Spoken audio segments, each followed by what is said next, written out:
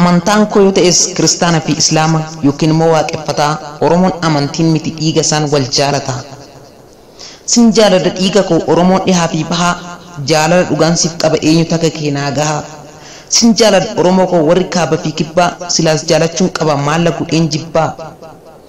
amantaaf kutaadhaan oromoo koo maafan irraa dhiiga oromummaatu walitti dheenuun jira namni waan fedhes ta'ee qomoo ofii jibbee dhukkubni isa qabeera dhokattuun akka ilbee jiraatus gatiin qabu silaas gaafa du'e namni qomoo ofii jibbee akka malee ta'e waamus owwaattuun qabu iyyus birmattuu dhabee balaadhuma xiqqoodhaan laaqamee caccabe beela ustaa embulu argates gaafa nyaatee uffatas yoo qabaate huccuudhumaan maraate kanaafuu jaaladhu yoomuu saba hin jibbin rakkoo isaa yoo argites callistee bira hin darbin inni saba qabu dhabullee maal rakkata qomootu marsee eegaa furmaata argata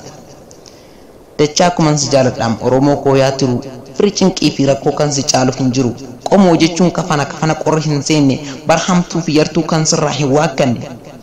kanaafas jaaladhaam hin qabu hiikaa biraa jaalalli hundamoo haa beekuu qabdu yaa fira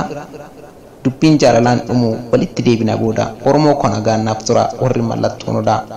dubbiin jaalalaa hin dhumu walitti deebina booda oromoo koo nagaan tura warri mallattoon odaa